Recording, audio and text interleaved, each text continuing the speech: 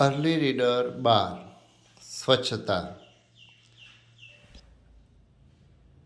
આપણે આજે જોઈએ અર્લી રીડર 12 સ્વચ્છતા.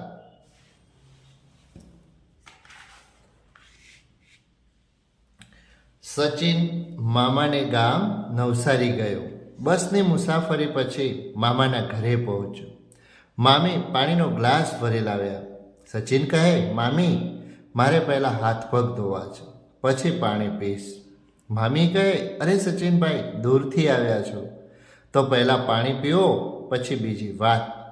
સચિન કહે, નાના મામી, હાથ પગ તો પહેલાં ધોવા પડશે, કેમ કે બસમાં રસ્તે ઘણી ધૂળ ઉડતી હતી.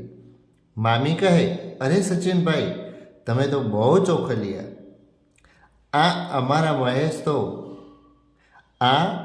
અમારા મહેશ તો સવારે બ્રશ કર્યા વગર જ ચા પીએ છે. સચિન કહે, અરે મહેશ એવું કરે છે? મામી, એને સમજાવો કે સ્વચ્છતા રાખવી ખૂબ જરૂરી છે. જમતા પહેલાં હાથ ધોવા જોઈએ અને જમ્યા પછી મોઢું કોગળા કરી સાફ કરવું જ જોઈએ. મામી કહે, સચિનભાઈ, મહેશને તો નાહવાની પણ બહુ આળસ. ક્યારેક 2-3 દાડા પછી નાય. રોજ નાહવાનો પણ એને ભારે કંટાળો આવે. સચિને કહ્યું, મામી, આવું તો કેમ ચાલે? ક્યાં ગયો મહેશ? મારે એને સમજાવવું પડશે. સ્વચ્છતા તો રાખવી જ જોઈએ.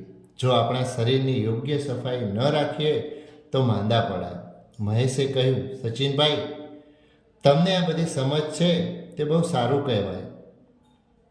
અરે મામી, અમારી શાળામાં ડૉક્ટર સાહેબ આવેલા. એમણે અમારી સૌની ચકાસણી કરી અને પ્રાર્થના સભામાં શરીરની સ્વચ્છતા માટે કેટલીક અગત્યની વાતો કરેલી.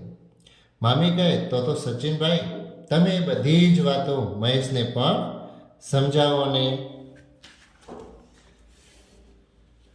ક્ષત્રિય, ક્ષમા, રૂઆબ, શ્રમ, રૂબરૂ, ક્ષય, ઋષિ, શ્રાપ, સાપ, શાપ, દક્ષિણ, વરુણ, રક્ષણ, શ્રીમાન.